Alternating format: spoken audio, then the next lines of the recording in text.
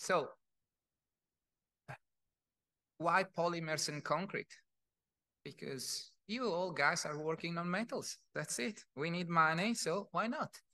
But having said that, what can we do with polymers and concrete? So this is basically a kind of very short presentation that summarizes the work I've been doing over the last decade, more or less, to try to do something very simple.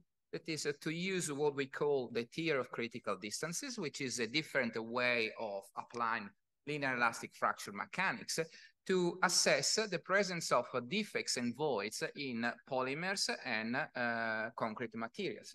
But actually, the question is, how can we use the same theory to model the mechanical and cracking behavior of two materials which are very different in nature? So that's the challenge. So let's try to unify things.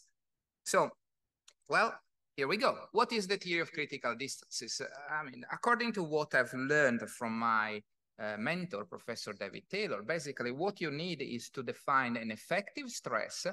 And when this effective stress becomes equal to an inherent strength, your component breaks statically. But how do we calculate then this effective stress? You can consider the local distribution of the stress here in a component, in a notched or cracked component, and you can move away from the notch, and that is at the distance equal to this quantity L divided by 2, and that is your effective stress. This is the point method.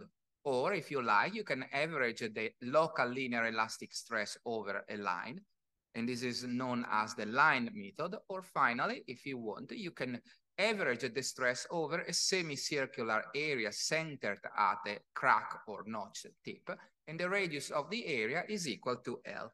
This is known as the area method. As you can see, there is always a length, and this length is basically a material property. Actually, in reality, from a physical point of view, it's linked with the features of the material microstructure. For instance, it could be basically the first, in general, it's the distance between the crack initiation point and the first microstructural barrier. Since you like metals, it's the size of the first grain, okay? But actually, we need a clever formula to calculate it, and so we go back to what was proposed by Professor Topper, Professor Tanaka, and basically here we have the plane strain fracture toughness and this inherent strength. Okay, so these are the quantities we use here to define L. So, okay, but let's think about fracture mechanics instead. We know that if we have a cracked component, our component fails as soon as the local value of K1 becomes equal to the fracture toughness Kc.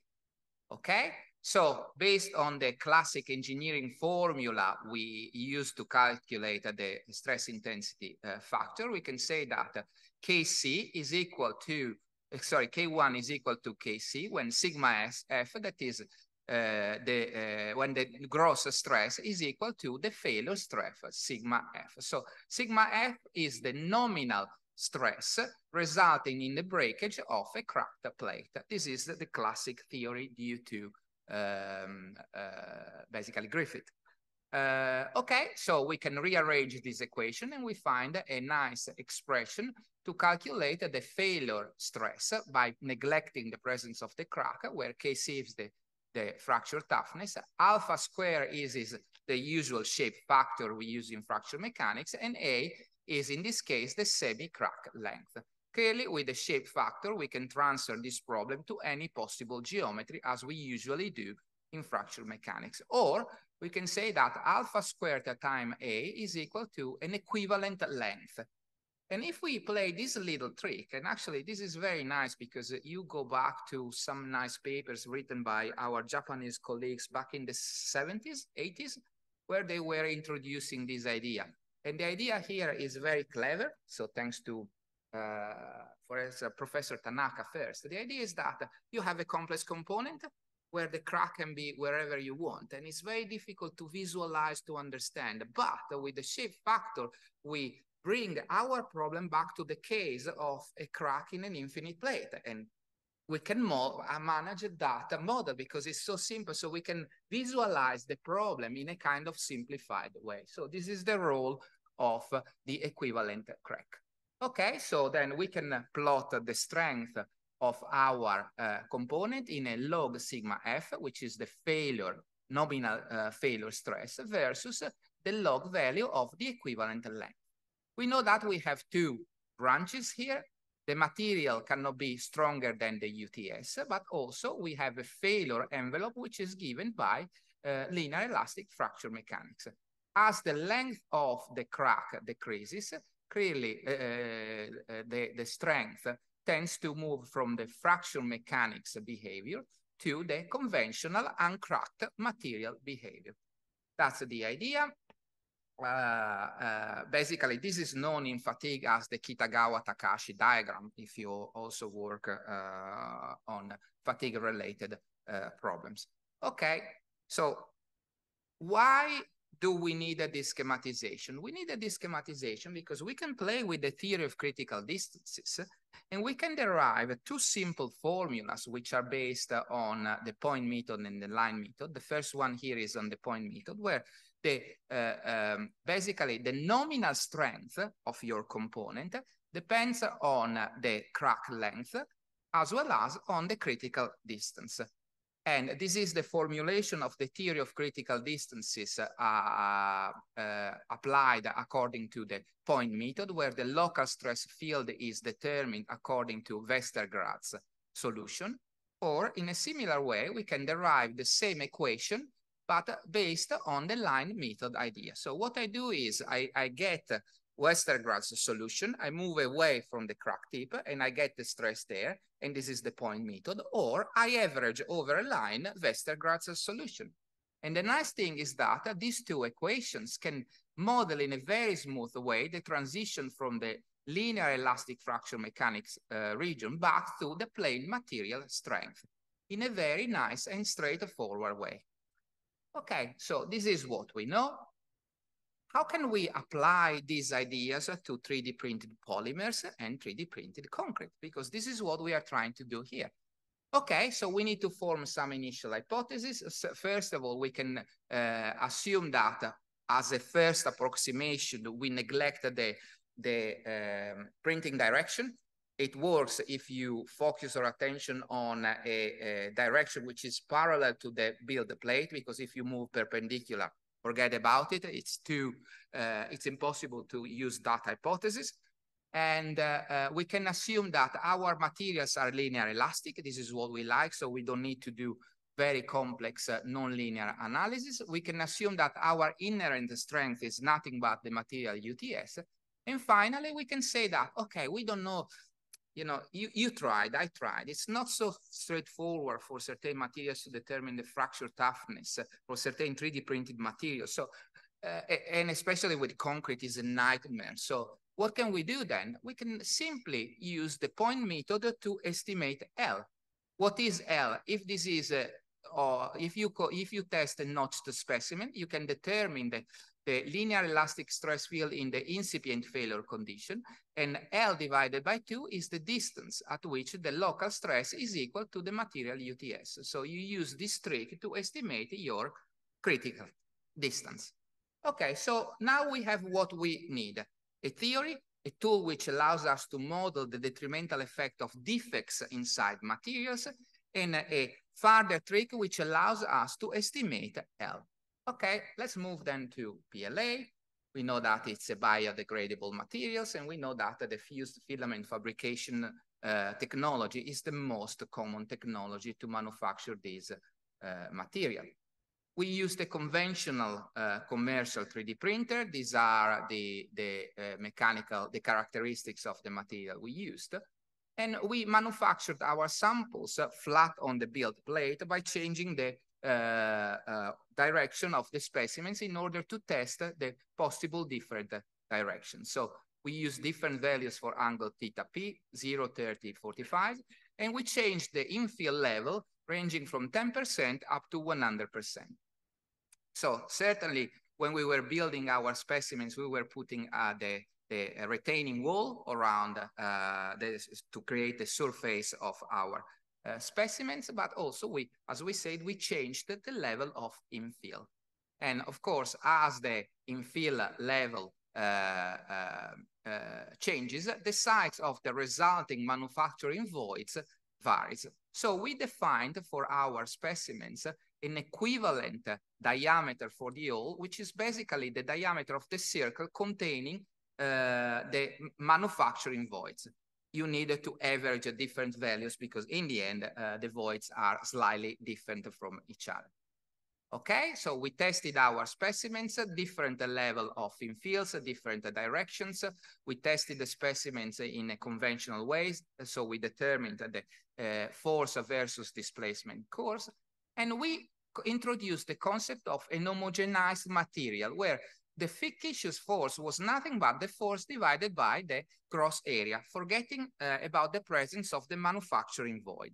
So since the strains were measured using an extensometer, we rebuilt this force versus displacement course in terms of fictitious stress and experimental versus experimental strain. So as you can see, these curves are very similar to the usual ones we see when we deal with a ductile material. So it's good.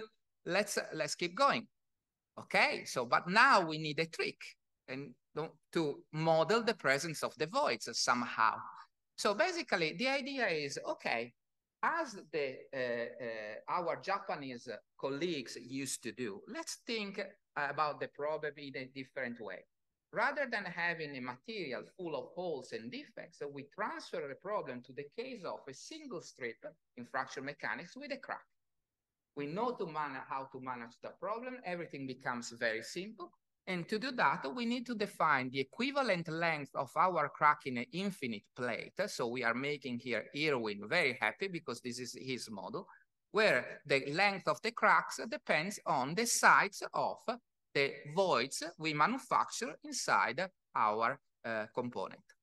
Here we are. So we can simply say that then this equivalent length of the crack we are using depends on the size of the void. Here we are. But how do we define this quantity?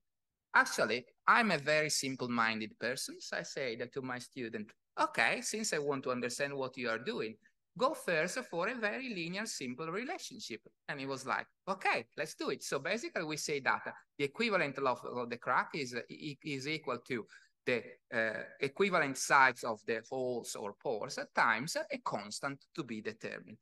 But if it's true, then we can re-get the quantity, the formulas we have for the line method and endpoint method based on Westergaard's solution. We can use the equivalent, the equivalent length here. Oops, too fast.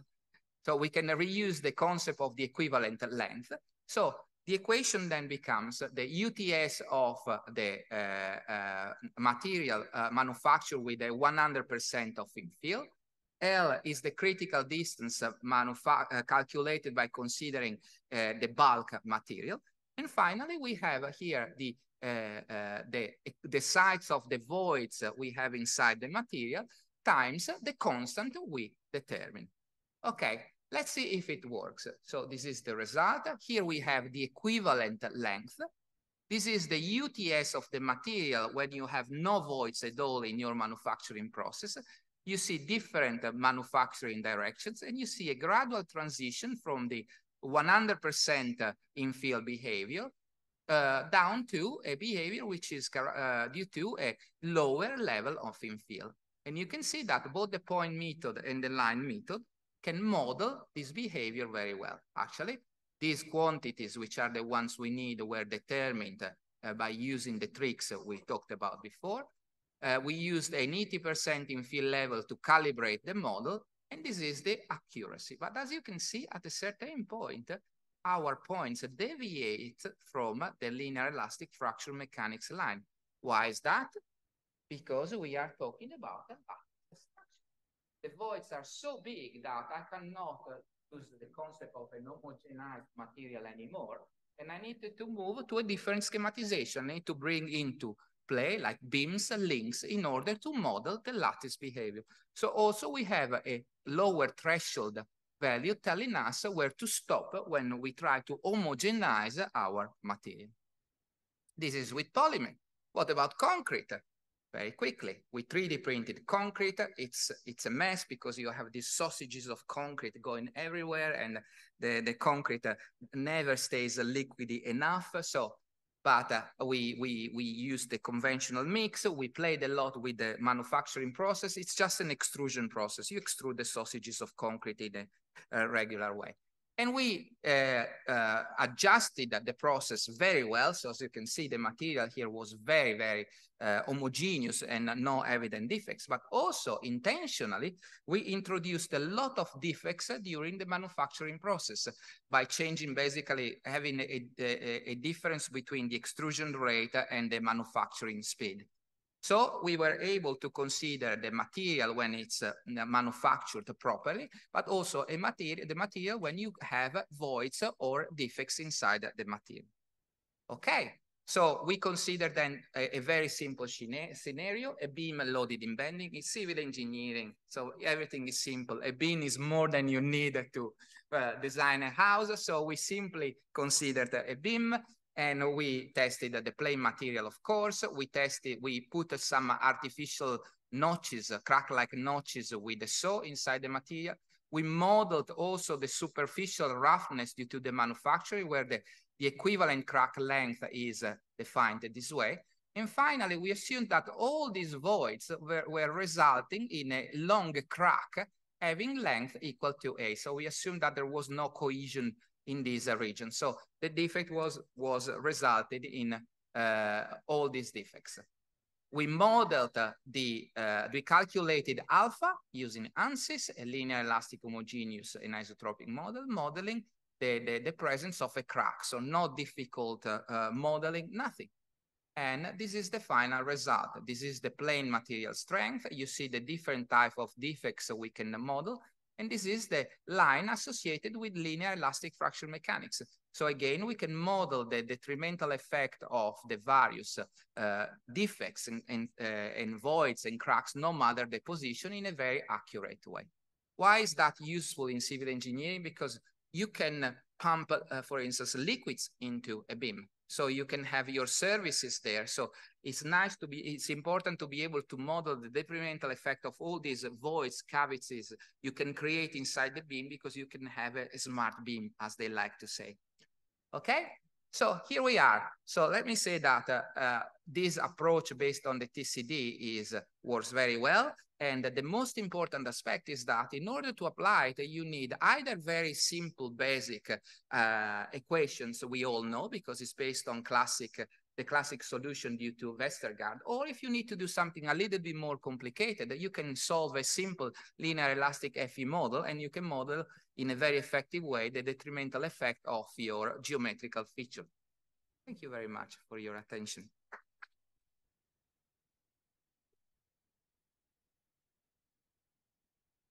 Thank you, Luca, for the very interesting presentation. Is there any questions from the audience?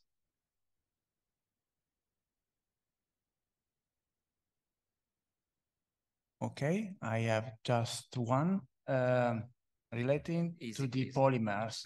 Okay. The KT value was fitted from the experimental data. Oh, okay. Yeah, as I said, it was we used the specimens having an 80% in field level to calculate here, Okay. So it's a data set here to calibrate the process. I have no time, but we kept going, and also we solved the problem considering lattice structure there. Okay, and the deviation for the structure and lattice structures is related to the notch effect rather than, or? No, in my opinion, it's really like, here, you see very well that with the concrete. So these materials can adjust the presence of defects very well. So they can somehow keep behaving like materials. At a certain point, the voids or the defects are so big that you really have a truss. So little beams linked together, and the overall mechanical behavior changes. But if you go back to the beam theory, you can really model these bits quite well. So clearly there is a transition where the material says, these holes are too big. I can no longer be a material. I'm a structure. So that's the reason. Okay, thank you, Luca.